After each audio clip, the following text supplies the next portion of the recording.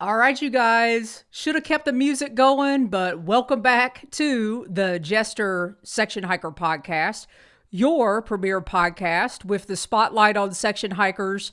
And I am your host, Julie Jester Gayheart, and you have found your way to episode number 155 and the second episode in our Appalachian Trail section hiker series that I have been doing over the last couple episodes and will continue to do here for the next several weeks. And you guys, I want to go ahead and get right into this episode, but I do have a couple updates for everybody. First and foremost, I've been playing around with the YouTube channel still, trying to make the homepage look good. So what I've done is I've added a playlist for these particular episodes, and it's the Appalachian Trail Section Hiker Series playlist. So you won't have to search all around the channel. You'll just be able to go to the playlist. And right now you're going to see Georgia, which was last week's episode. And then today is added the SMOKIES. So there's that. There is an official playlist now on the YouTube channel just for this particular series. In addition to that, I was also messing around with the checklist, because for those of you that watched or listened to last week's episode, you guys know I created a checklist for Georgia. And I am also creating a checklist for each and every one of these episodes. So you've got Georgia, you've got the SMOKIES, and in addition to that, in that link that is down in the description below, the audio version, it'll be in the show notes of the episode. You'll have the playlist and you'll have the direct link to all of the checklist.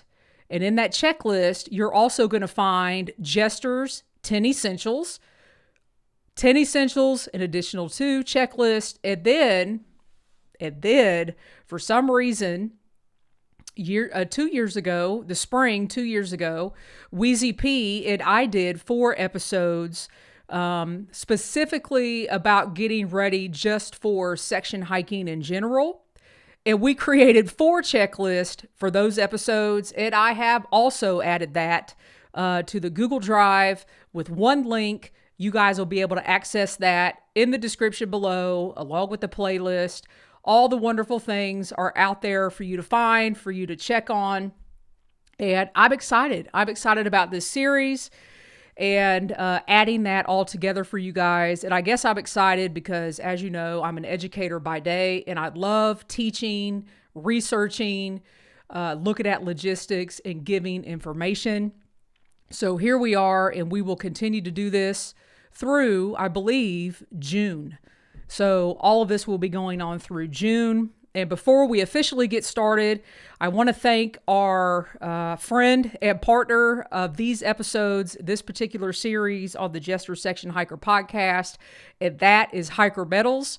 You guys know you can go to hikermetals.com, and Wim, the owner of Hiker Metals, has done a phenomenal job of creating metals specifically for hikers once they complete their long distance trails. And I believe their motto is hikers creating metals for hikers or something of that nature. Wim, I'm sorry, I probably screwed that up, but I wanted to show you guys this real quick. I know I showed this last week, but this is the new Appalachian Trail metal that you can get through Hiker Metals. And you guys, it's really thick and it's pretty heavy. It's awesome. And it has a good neck, an amazing architecture on this. I don't know what you call this, how you hang it around your neck. Okay. Thank you, Stella. Stella has corrected me. She says it's metals designed by hikers for hikers. And this amazing ribbon that goes, oh, there, you can see the full length of it right there. That is awesome. So if you guys want to receive 20% off of your metals that you order from Hiker Metals, you can help Wim out. Over at hikermetals.com, and that discount code, I'm going to put it in the chat right now. It's real easy. It's also in the show notes. 20% off, the discount code Jester in all caps will make that happen for you. So you guys, you can give these as gifts. You can give them to the hiker friends in your life. They just make wonderful gifts and wonderful mementos. So we are going to get on with it. We've got a nice little crew in the chat right now. If you're in the chat, please let me know.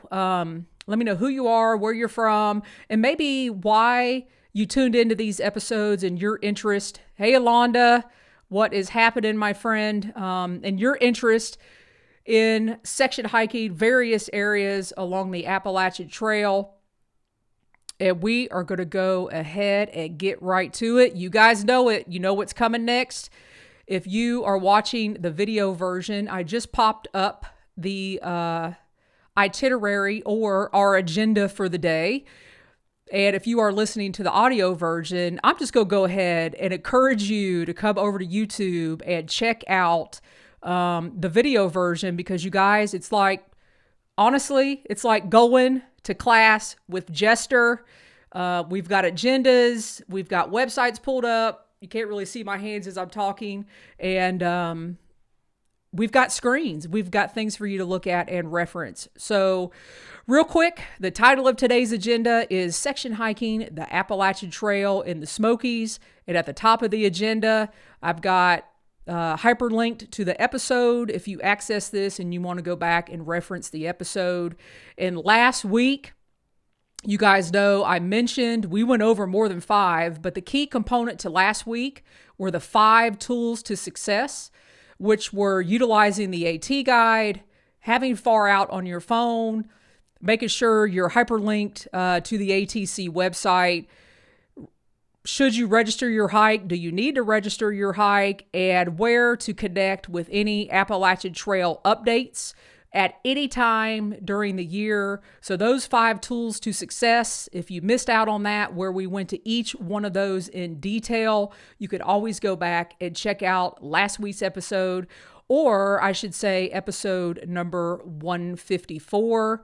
All of that information is there that I'm going to scroll up on the screen here. And today we are going to be going over 21 key logistics for making your way through the Appalachian Trail as a section hiker in the Great Smoky Mountains National Park. There are 71-ish miles of official AT trail that go through the Great Smoky Mountains National Park. And you guys, besides the Whites, I get a lot of questions on hiking the Whites in New Hampshire, and that is one of our series in the future. The second most requested or various questions that I get are about hiking through the Smokies on the AT. So we're going to hit all that today. And you guys, that starts off with the permit system. So a permit is required to hike through the AT in the Smokies. And I'm going to switch over my screen and pull up here in a second. Let me say this first. So it is different. So mark this down, make a notation. It is a different permit if you are going through the park as a section hiker versus a through hiker permit. So let me say that again, because this is very, very, very important. And this is where people get confused. Number one, you have to have a permit, but the style of permit that you get depends on a various number of factors. And that is if you're going through as a section hiker or if you're going through as a through hiker. And we're going to define what those are, in fact, right now. So I'm going to flip over here. So our first screen is the Great Smoky Mountains backcountry permits. And let me go ahead in the chat real quick. We've got Robin from South Alabama. She says, I love your podcast. I've learned so much from you and your guest. Thank you, Robin. Appreciate you being here.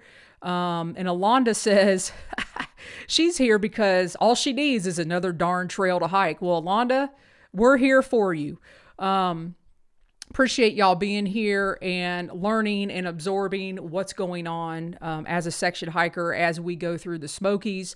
So a permit is required, and it's different permits if you are considering yourself a section hiker versus a through hiker going through the park. So the first website you want to go to is the Great Smoky Mountains Backcountry Permits. And if you go to the checklist, it is hyperlinked for you all to get here. This is your first stop. I would say this is your first stop, whether you are going to section hike at the park or through hike the park, because this website is going to give you a lot of information. And we're also going to be talking about parking within the park, because all of that has changed as well. So you want to pull up the Great Smoky Mountains Backcountry Permits. Again, it is hyperlinked in the overall checklist that we're working from today. And as a section hiker, you are going to get what is called a general backcountry permit. And a general backcountry permit is going to cost you $8 per night each night you stay in the park, where a through hiker permit is $40, one shot deal. They're going all the way through the park, $40. And I did notice here that a maximum is $40. So if you get to the point 5, 6, 7 nights, or however many nights you're going to take to go through the park, the maximum you're going to pay as a section hiker is $40. And it looks like you are up to 7 nights on one permit. So as a section hiker, $8 a night. Some of you might go through the park in 5 nights. Some of you might go through the park, if you're very aggressive, 4 nights. That would be a very aggressive itinerary. And at the maximum, it's going to cost you $40. Yes, you can make reservations for you and up to 8 people. So if you and some girlfriends or guy friends or whoever is going on the trail with you, if you got a couple people going, one person can be the permit holder of that permit. I've done that several times. And yeah, so what you do, the other thing I wanted to let you guys know on this website, very, very, very important. So once you make your reservations, it's very important to check back, because sometimes the roads close. There's one major road that goes through the Smokies, depending on what time of year you're going to be hiking through the park. You could be dealing with weather. You could be dealing with shelters closing because of bear activity. And I've had that happen to me twice. When you make shelter reservations, the rangers in the backcountry offices, they know you're going through the park and they know where you are. And I've gotten phone calls before my itinerary was supposed to start, because a shelter that I wanted to stay at was closed due to bear activity. So I had to kind of rearrange my itinerary, but they will call you and let you know. But it's always good to check with this particular website. And if you're a section hiker, you're going to click, if I can say that right, you are going to click begin reservation, and then it is going to take you through the process. You'll pick your shelters that you want to stay in. You will pick various campsites, because if you don't want to stay in a shelter, there are some campsites you can stay in, and you can begin to create your itinerary. And before this episode's over, I'm going to give you guys my itinerary that I have used twice going through the park. So first step, as a section hiker, you are going to go to the Great Smoky Mountains Backcountry Permit site. You're going to read all the information on that website. Oops. Sorry, didn't mean to start the music over. And then you are going to begin to create your itinerary and kind of go from there. And you guys, if you set yourself up for success on that itinerary from the beginning, it will allow you to plan and prepare for the rest of your trip. Trust me and believe me, that it is the very first thing you need to do. And then you can plan accordingly, because everything else revolves around that. Your resupply, where you're going to park your car, and all the things that follow. Once you've created that itinerary, you have that permit in hand, and you are ready to go. And one of the things I wanted to show you is there is a little bit different of a process if you are a through hiker. And I want to define this for everybody. So a through hiker is someone, because it can get a little sticky, is an individual that the Smokies considers a through hiker, an individual that has hiked 50 miles before the park, before you enter the park at Fontana Dam or on the north end, Davenport Gap. Or excuse me, so yeah, 50 miles before you enter the park and 50 miles, you're going to hike an additional 50 miles after you exit the park. That is what the park considers a thru hiker. So an individual that is hiking 50 miles before the park, and your plan is to hike 50 miles after the park, you can get a one permit allowance, and that is $40, and you're not bound to particular shelters like you would be on a section hiker permit. So if you're out doing a long section, say you started at Springer and you're going to go to Hot Springs and you got to go through the park actually considers you a thru hiker, and you will pay a one-time fee, and you don't have to worry about staying and being somewhere on a particular night like you would if you are only going to start and go through the park and that is your section hike. So I hope I've made that clear. Let me know in the chat if I'm making that clear. So there's two different styles. A section hiker permit is a backcountry permit where you're going to spend about 7 days going through the park. A thru hiker permit is a one-time fee of $40, and you have to hike 50 miles before you enter the park or 50 miles after you after you exit the park, and go from there. So hopefully I have made that permit system clear. Thank you, Stella.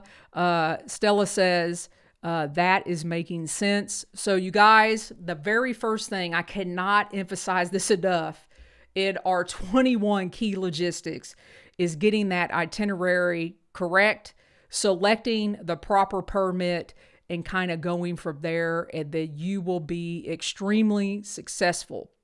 So we've covered basically the permit system, and now we got to get into this year, the Smokies started parking fees. And this really, really affects those of you that are driving yourself. You're not going to get dropped off. You got to figure out the logistics of where you're going to put your car, because anywhere you park now within the park boundaries, there are parking fees. You have to get a parking pass.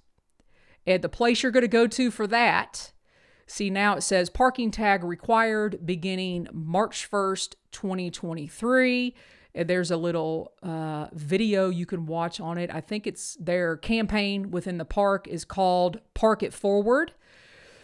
And the reason that it's key to get your permit first, because you're going to know how many days it's going to take to go through the park. And then as a section hiker, more than likely, you're not going to get a daily permit. You're not going to get a weekly, or you might get a weekly permit, but then you may have to look at, well, how am I going to go through the park? Is it going to benefit me to go ahead and get the annual parking permit? These are things that all go into part of your logistics. And I believe they have right here this map that you guys can see on the screen. These are various areas where you can pick up your parking permit. You can also get the tag online. They'll send it to you. Another thing you have to think about. So if you get the tag online, don't wait till the day before, because you're not going to have it if you plan on parking your car there. So plan accordingly. They have a FAQ section. I mean, any question you have, they've got it. They've even got like how you can get a free tag. I don't think any of us are going to qualify for that unless you are taking a nonprofit group or something like that through the park. But the best thing to do is, you guys, is to check that information and make sure, based on your itinerary that you came up with and how many days that you are planning to go through the park, that you just look and say, hey, it benefits me to go ahead and buy a parking tag because I'm going to be back here a couple times.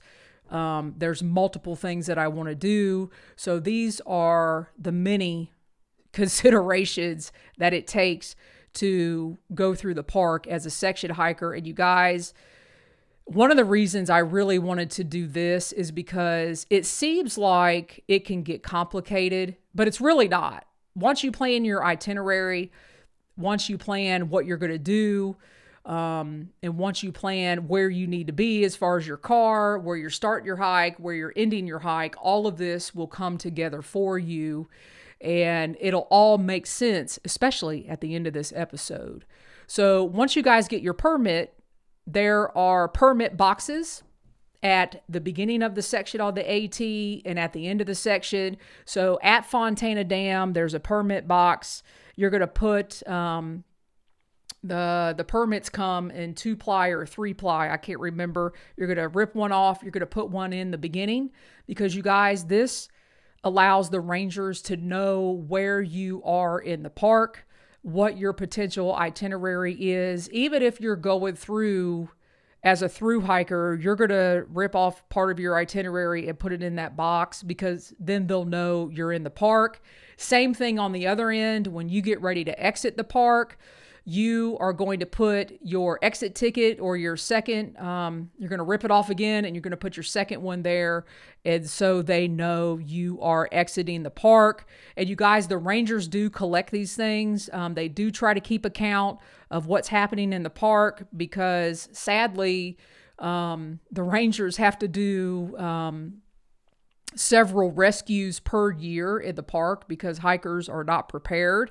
Another reason why I want to do these episodes, so you guys will be prepared as you go through the park.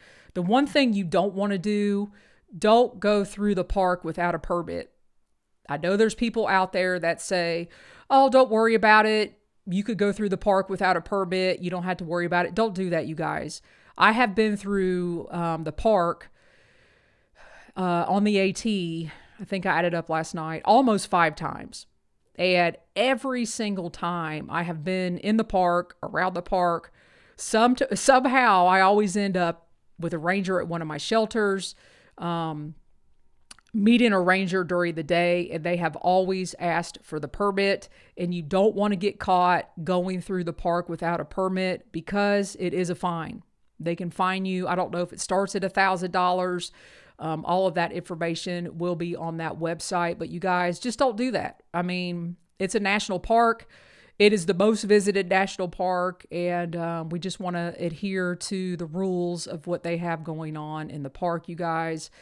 And we want to take care of ourselves as hikers and be good stewards.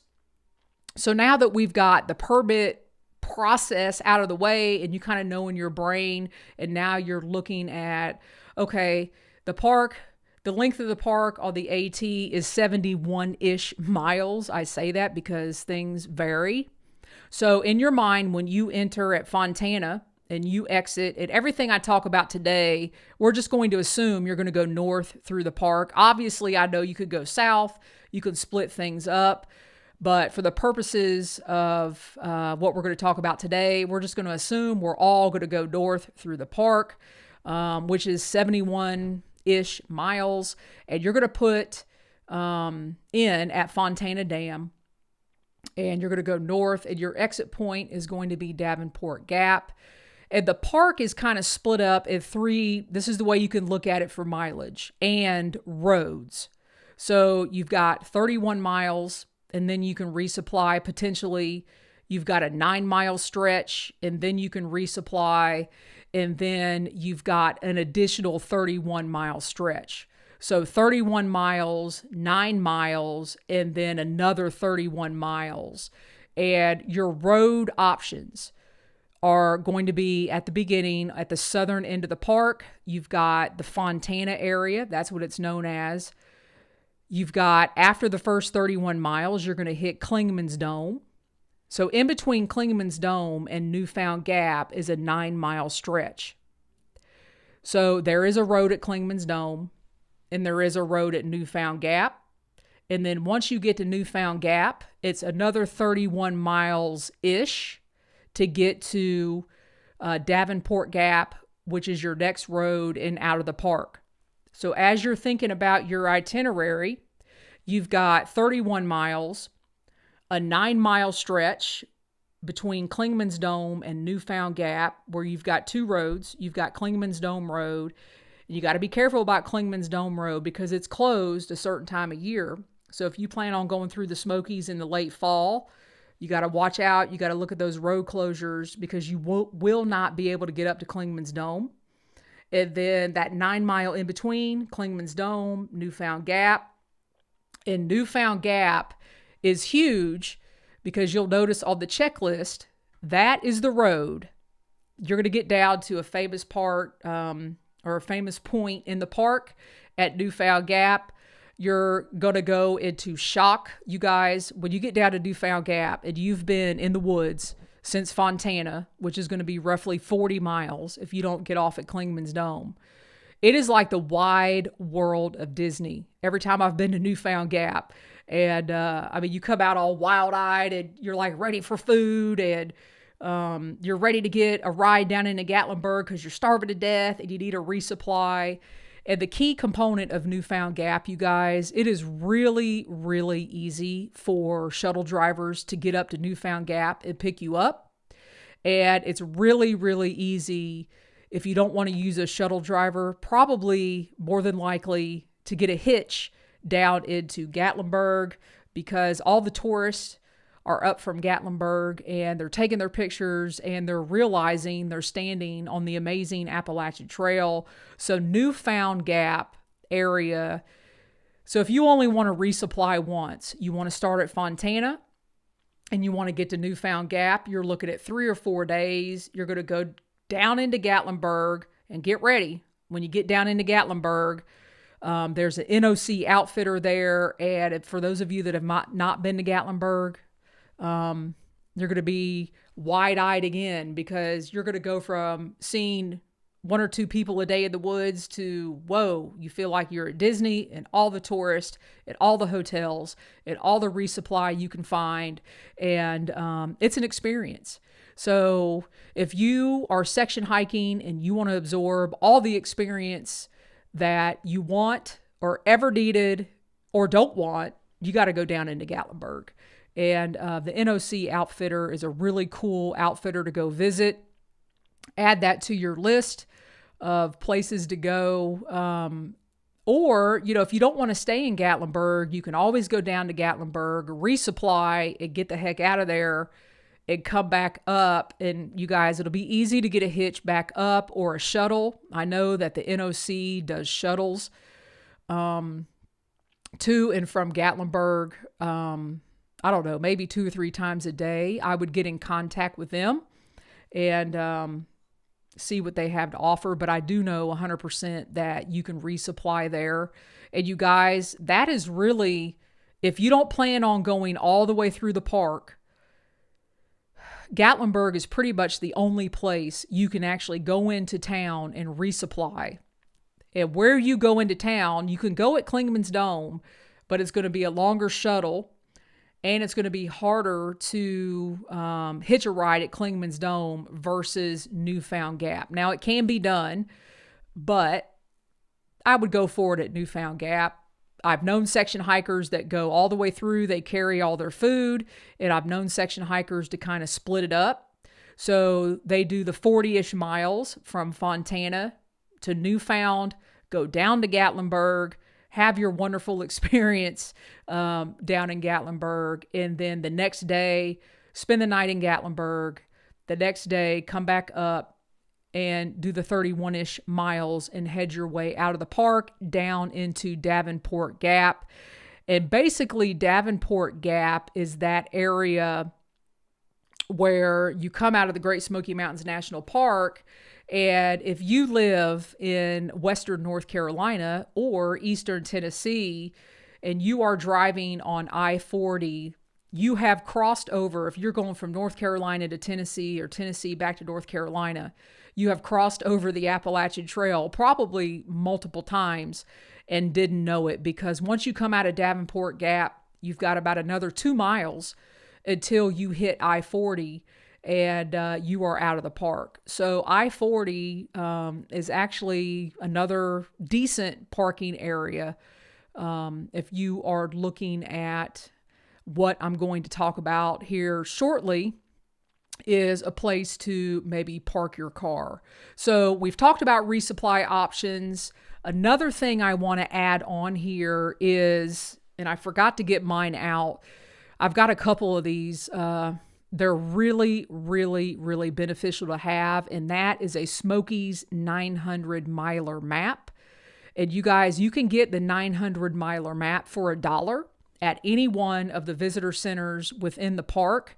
You can even go online and buy one, and I think they'll send it to you. Buy a couple. I think that's what I did. I went online and bought like 10 and handed them out to the people that were hiking with me. And the number one benefit of having the dollar map with you, and it weighs nothing, just throw it in your pack, is if something happens and you need to get out of the park, it is going to have every single side trail, option, shelter, campsite within the park, within that radius of the park, and you'll have that accessible and very readable and very understandable map with you. So I do recommend taking the dollar map with you. And sadly, I meant to get mine out to show you guys, but you could go on the very first website that is on the checklist and you can get your map. So let's talk about, I should say, if anybody is in the chat and you guys have questions, please let me know. I know this is a lot of information to absorb, a lot to take in. And even if you have questions, if you are watching this at a later date than the live version, please put your questions in the comments. I do read the comments, so I will answer those questions. But let's talk about vehicle placement for a minute. First, I'm going to take a drink while maybe somebody's putting some comments in there. So vehicle placement as a section hiker can get tricky.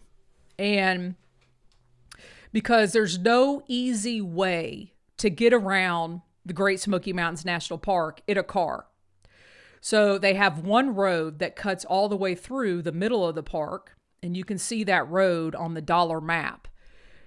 And then the ends of the park, you've got Fontana, and you've got Davenport Gap or I-40. And to get to any one of those ends, if you're in a car, you're looking minimally at a 2.5 hour ride. So car placement is very important.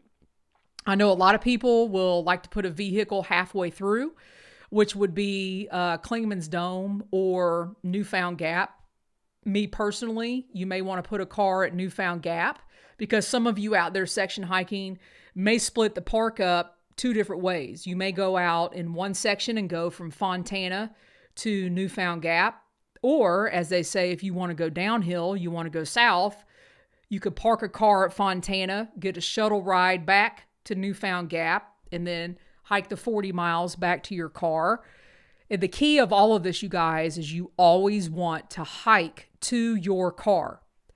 Always, because to me, it just helps my mind at ease. Hey, I'm hiking to my car. I don't have to rely on anybody at the end of the hike.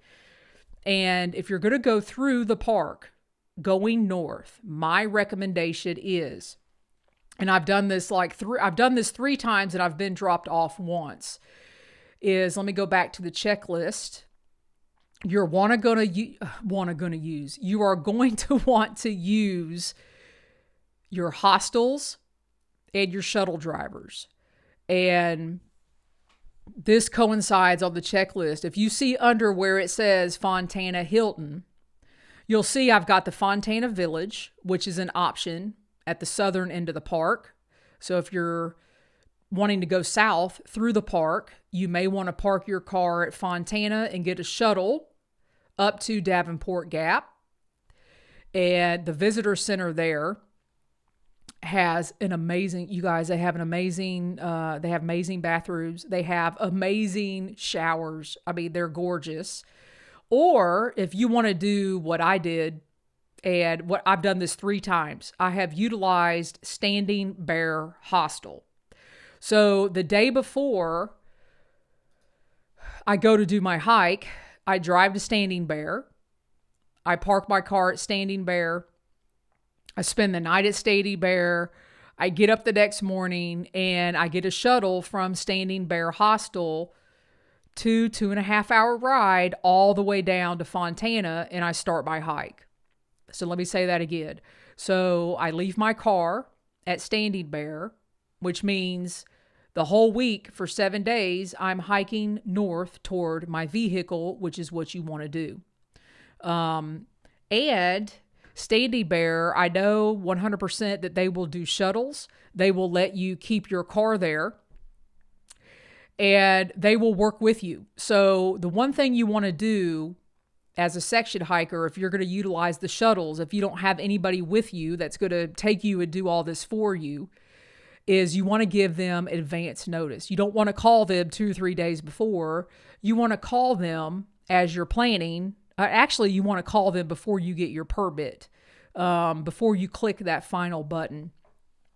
And I want to say one more thing about Standing Bear is that for individuals that are out on long section hikes, you're going to get that Thru Hiker Permit. Maybe you've going from Springer to Standing Bear. People do that as well. The Smokies does not allow dogs. Let me say that again. The Smokies, you cannot take your dog through the Smokies. And Standing Bear has kennels for dogs. So keep that in mind. There is another hostel that I wanted to mention. It is called the hostel is called the Discerning Hiker. And there is a link to their website on the checklist. And the Discerning Hiker is new to me. I have not used them. I have only used Standing Bear. But you guys, it looks like a great place. It's another option. It says on their website that they do shuttles. So keep that in mind. You've got a couple options. And here's the thing, you guys. If you call one hostel and they are not able to accommodate you, I guarantee it that they will recommend you to either another hostel, another shuttle driver, another business that will help and accommodate you getting through successfully on your hike. Before we round out the end here, I want to look at some comments of some things that are said in the chat. Stella says, if you park at Newfound Gap or Klingman's Dome, get there early. Lots of traffic and the spaces fill up, especially on weekends with nice weather. That is so true. Newfound Gap, you guys, if you have not been there, that parking area, because the Appalachian Trail, you pop out, you're going to hit the road, and you have to go through that parking area to continue on the AT. That, in and of itself, is an experience. And it looks like we've got Daniel from Canada. So, hey, Daniel, appreciate you joining us. And as you guys come and go in the chat, like I said, if you've got questions, please feel free to put them in the chat, and I will answer them as I go. But let's get back to our wonderful reference points. Okay, so pretty much we've gone over the permits, where the roads are, your options as far as resupply, which is not a lot. The end of the park, what's available there, the southern end, the northern end, the hostels, what to utilize, how to do. And the big thing about this, I can't emphasize enough, is number one, get your permit. Number two, get the right permit. And number three, always hike toward your car. So if you get dropped off, always hike towards your car. And the next things I want to hit are some fun things, some places not to miss, some myths or some things that go around in the hiker world about various areas on the trail or the shelters. And the first one is Klingman's Dome. So Klingman's Dome is not only the highest point in the Great Smoky Mountains National Park, but it is the highest point on the Appalachian Trail. So you will hit a monumental point when you get to Klingman's Dome. So please, please, please take the time to step. If you're going north, you're going to step right off of the trail. You'll see the dome and go up to the dome. And you guys, if you get a clear day on Klingman's Dome, it is incredible. It is amazing. You can see north. You could see Max Patch. You could look south back all the way down to the Georgia Appalachians and probably beyond on a clear day. And there is nothing like coming off the AT, knowing you've been on the trail 3 or 4 days, absorbing the Great Smoky Mountains National Park, and coming upon Clingman's Dome. And again, you're going to be in shock because there's probably going to be a lot of people there huffing and puffing to go from the parking lot up to the dome, which is a mile. And you might get some trail magic there. You never know. Don't pass up the dome. Go up, go to the top, take a look. The next highlight, you guys, is Newfound Gap, and we've talked about that. Newfound Gap is an experience in and of itself. That's all I can say. Yeah, Alonda says Clingman's Dome is absolutely gorgeous. And here's the other thing about Clingman's Dome. Thank you, Alonda. You reminded me. It is the western terminus of the Mountains to Sea Trail. So you will see a sign that actually says Mountains to Sea Trail in addition to the Appalachian Trail. So all my MST hikers out there, it is the western terminus of the Mountains to Sea Trail, which is another reason to go up to the top of the dome there. Going here on the checklist, you got Newfound Gap. I don't know if I can talk about that anymore. One thing I wanted to cover are shelter rules at campsites. So there's a lot of rumors out there, you guys, like, oh, I have to stay at the shelters. I can't tent. And yeah, that's true, but it's not as bad as people make it seem. So the shelters, technically in the Smokies, you're supposed to sleep in the shelters, and they hold 12 people. Okay. We all know that's not realistic. The park knows that's not realistic. So the way that it works is if you are a section hiker going through the park, they want you to stay at the shelter. And if any thru hikers come through and there's more than 12 people at that shelter, the thru hikers can stay in their tents. That's kind of the way it works. But you guys, every time I've been at a shelter, it has been great. I mean, we've packed, 20-something people at a shelter because it was pouring down the rain, and you just turn it into a big party. I've never had an issue at a shelter where people, didn't accommodate other hikers. You end up being family for that night at the shelter and hanging out, and all wonderful things happen. So all those bad rumors about, I don't want to go through the Smokies, I don't want to stay in the shelters, it's not that bad. I mean, most of the time you're going to be in there 6 or 7 nights. I mean, that's really nothing in the grand scheme of things. And if the shelters fill up, the thru hikers have the opportunity first. I should say that. If you got a Thru Hiker Permit, to use your tent and then, say, hey, Jester, I'm there as a section hiker and a thru hiker really wants to stay in the shelter, I'll be like, okay, I'll stay in my tent, no problem, because that's what I prefer anyway. And you guys, it all kind of works out like that. It really works out like that all the way through the park. Various things. You guys will find out all the hikers are very accommodating. I've never met a bad hiker in the park, and I've never met a mean ranger in the Great Smoky Mountains National Park. It's been all good for me. And like I said, I've been through there several times. Bear canisters are not required. They are not required. Each shelter and campsite in the Smoky Mountains National Park, they have bear hanging pulley systems at each one of the shelters. So you could take your bear bag, but the key is, you guys, hang your food. 100% hang your food, and encourage everyone in the shelter to hang your food. I will say this too. I believe, yes, every time I've been through the Smokies, I have seen bears. One night at Molly's Ridge, which is the first shelter that you come to out of going north out of Fontana, which is 9 miles north. It was pouring down the rain, and it was like hiker midnight, which, 7:30, 8 o'clock. We were all hanging out in the shelter in our sleeping bags, trying to get warm. And right as the sun went down, I'm serious, you guys, every single one of us at the same time, we saw this. I mean, she had to have been 300 or 400 pound bear, just literally walk right in front of the shelter. And we were like, hey, bear, and, making noise and everything. That did not affect her at all. In fact, she went past the shelter, and then she came back, and she was hanging out underneath the bear cables where her food were. We were just waiting for her to somehow climb up on that thing.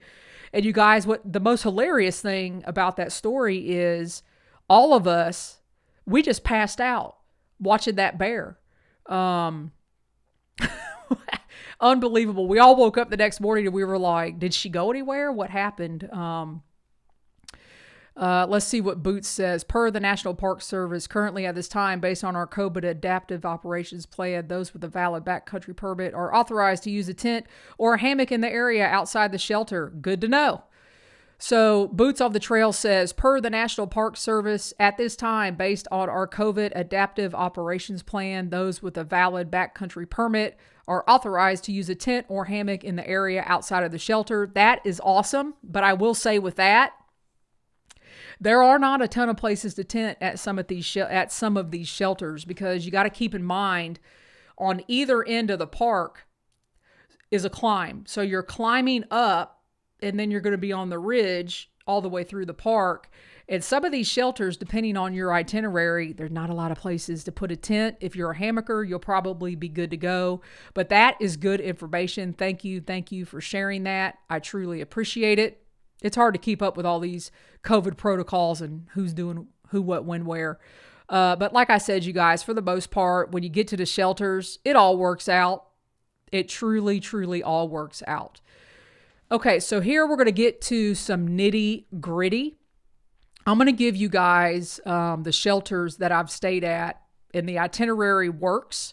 It's done very well for me. So Molly's Ridge, and this is all going north. So if you want to follow this itinerary, and this you guys will crack up. This is a handwritten note for myself back from June of 2010. So Molly's Ridge shelter is roughly 9.5, 10 miles from Fontana, depending on where you start at Fontana. And then the next day is Derrick Knob, which from Molly's Ridge to Derrick Knob, you're looking at 11.5. And then one of the shelters, so if you go from Derrick Knob to Icewater, that is considering that you might go down into Gatlinburg. So keep that in mind. So you would go from Derrick Knob down into Gatlinburg the next day or the next night to Icewater. There is a shelter past Icewater that you can consider. And then going to Tri-Corner, which is a great shelter, you guys. And if you are a 6,000 footer peak bagger, there's 2 or 3 peaks that you can bag right around Tri-Corner. And then going from Tri-Corner to Cosby Knob shelter, and then Cosby Knob out of the park. So this is just an itinerary that I have followed, and it works for me. So going from Molly's Ridge to Derrick Knob, and then after Derrick Knob, a resupply, depending on if you're going to get off at Klingman's Dome or Newfound, and then Icewater, Tri-Corner, and Cosby Knob, and then out of the park. And you can twist that into a 6 or 7 day itinerary, depending on how long you spend down in absorbing everything that you can think of down in Gatlinburg. Or if you're going to split your trip up and say you're going to do it, in 2 separate legs, so to speak. One summer, you're going to do Molly's Ridge, Derrick Knob, and you're going to get out at Newfound Gap. And then you're going to come back and go Icewater, Tri-Corner, Cosby Knob. Or it is possible to start at Newfound Gap and go Newfound Gap to Tri-Corner, and then out to Cosby Knob, and then out of the park. So once you get your dollar map, it's got all the shelters all there. It's got everything that you need. But that itinerary seems to work. It's not overly aggressive. You're not going to kill yourself, and it does allow you time to enjoy the park and absorb everything that the Great Smoky Mountains Park has to offer. And I will say, if you're going to be a one and done, I would take your time and I would go through the park and I would enjoy what the park has to offer. And 3 of my favorite things that I don't want you guys to miss are the fire towers. So there's 3 fire towers. There's more than that in the park, but on the Appalachian Trail, there are 3 fire towers. The first one you're going to come to going north is Shuckstack. It is about 4.5 miles into your trek once you enter the park. And there's a little trick about getting to Shuckstack. There's no sign for it. So you gotta kind of watch about the 4-mile mark. And you'll be able to do that if you've got your Far Out app or another app or tracking system that you're using. About the 4-mile mark, the AT is going to make a sharp left-hand turn, and there is a side trail not marked that takes you up to Shuckstack Tower. And I do recommend doing that. I think on Far Out, it's probably marked at this point on how to get to Shuckstack. I would imagine there is some notation in there. And you guys, the first time I went to Shuckstack, I love fire towers, but I am afraid of heights. And it took all I had to climb that tower. It is so rickety, I'm telling you. But you can get up in there, and to look out and look down and see Fontana Dam. It is absolutely incredible. Absolutely incredible. So I do recommend that. And then obviously Clingman's Dome. And before you get to Clingman's Dome, the day before, I forgot to put this on the list here, is a place called Rocky Top. And if you're on Rocky Top on a clear day, and this is before, this is going to be your second or third day out, you're going to hit Rocky Top, and then you're going to hit Thunder Ridge. Rocky Top, I mean, I was blown away. You can stand on Rocky Top and look south. I'm going to put my hands up here. You're looking south. And on your left-hand side, you can see Fontana Dam. And on your right-hand side, on a clear day, you can see Cades Cove. I didn't realize what I was looking at the first time I was up there. And a gentleman was up there, and he's like, I was like, man, it is so gorgeous down there. I wonder what that is. And he said, that's Cades Cove. So you guys, when you're on Rocky Top, before you hit Thunder Ridge, you've got to turn around, because if you're hiking north, you got to turn around and look back, and you'll see Fontana Dam and you'll see Cades Cove. And it is absolutely amazing. Amazing. I mean, I wish I was there right now. So after that, you've got Clingman's Dome. And I want to make sure I don't miss anything here. After Clingman's Dome, you've got some awesome places. You've got I did put Rocky Top on there. After Clingman's Dome, you have a place called the Jump Off.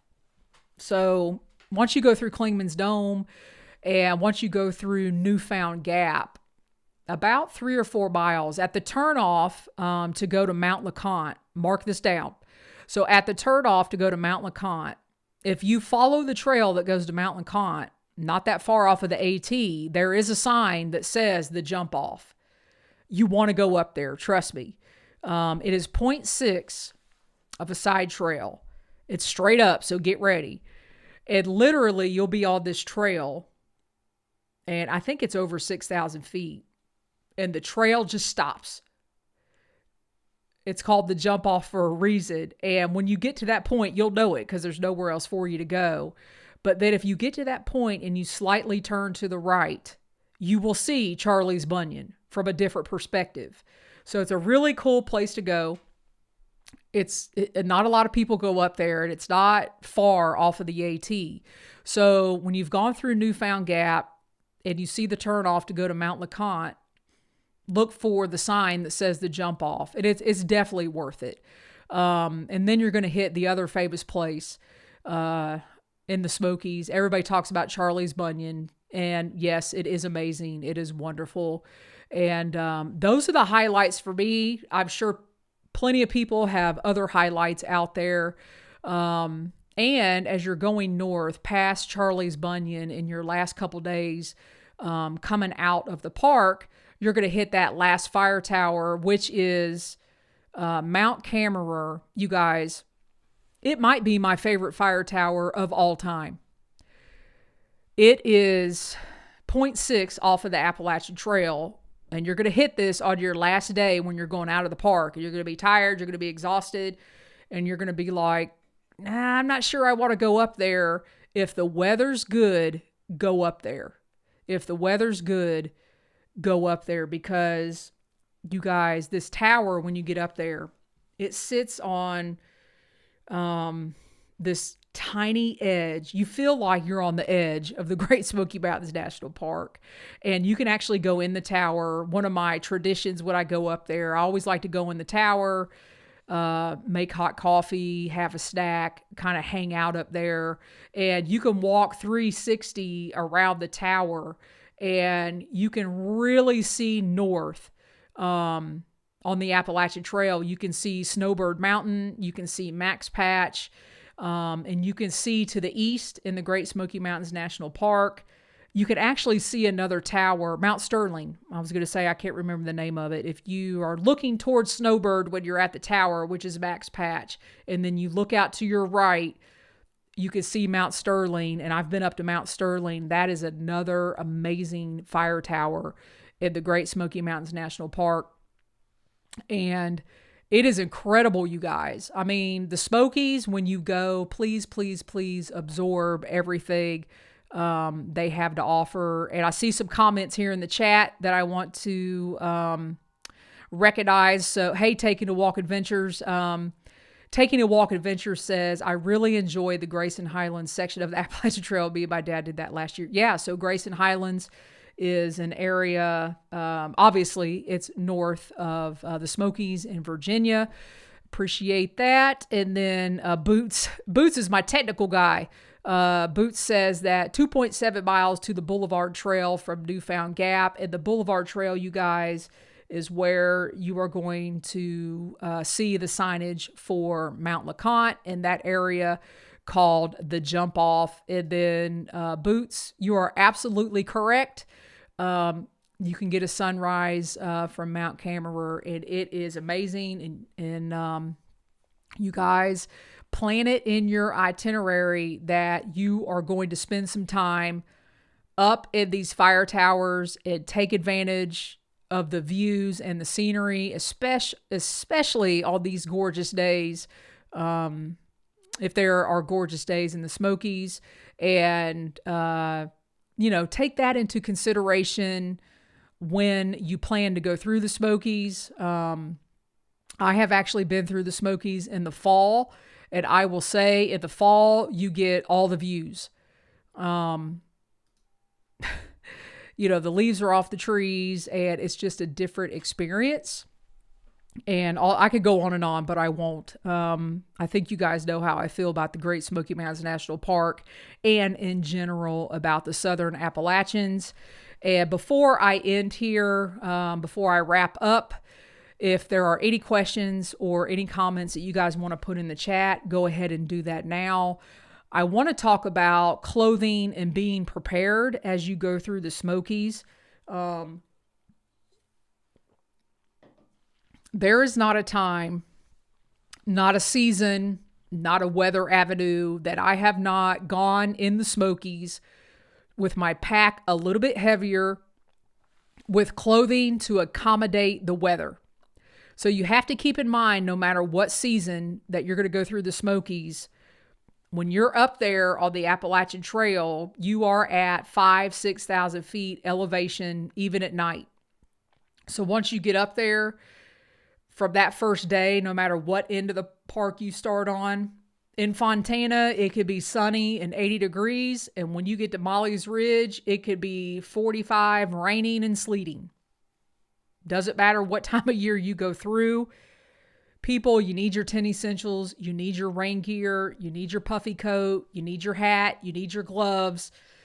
You don't need an Eskimo coat in the summer. But you do need a puffy coat, and you need a fleece, and you need to be very, very cautious about your clothing, because I have run into situations where hikers show up to those shelters, you guys, and they are not prepared. Like I said, it was 80, 85 degrees down in Fontana when we started, and you're sweating all day to get up to that first shelter. And if you're not prepared with a separate change of clothes, your night clothes, your wool, different pair of socks, you've always got to be able to get warm. And that is the thing you have to think about. And I've got an entire episode on that. on preparing for different clothing, different weather, different situations. And I will say that it is the same thing when you go through the whites in New Hampshire.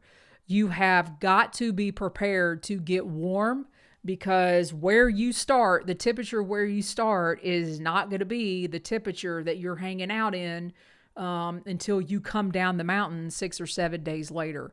And within the checklist, I put this back out here again. I've got several episodes, you guys, on hiker safety, 10 essentials, various gear lists, and I just did not want to end the episode without saying 1,000,000% you have got to go through the Smoky Mountains prepared with your itinerary, your clothing, your 10 essentials. And if you do that, you're going to have an amazing time and you're not going to have to worry about stuff. So keep that in mind, you guys. I truly appreciate it. These episodes I really, really enjoy doing. And I truly hope that they help each and every one of you that are listening or watching be successful. And like I said, if you are not watching the live version and you have questions, please, please, please put those questions in the comment section. I will be more than glad to answer those. This is the way that, a better way that I can communicate with all of you. And that is through the comment section over on YouTube. And you guys, it's been fun. So Stella says, great info. Thanks. Not a problem, Stella. Again, go to the description. I've got a playlist of these episodes. You'll have access to all the checklist. I really appreciate it, you guys. These are amazing episodes. We're going to be live next with section hiking through the Shenandoahs. And I love the Shenandoahs too. I'm actually, don't tell anybody, I'm thinking about going through the Shenandoahs again this summer. And that'll be my third time going through the Shenandoahs just because I love it so much. The ease of campsites and the way you get through the Shenandoahs. I just love it. I just love it. So, all right, you guys, as always, thanks for listening. Be safe out there, everybody, and happy section hiking.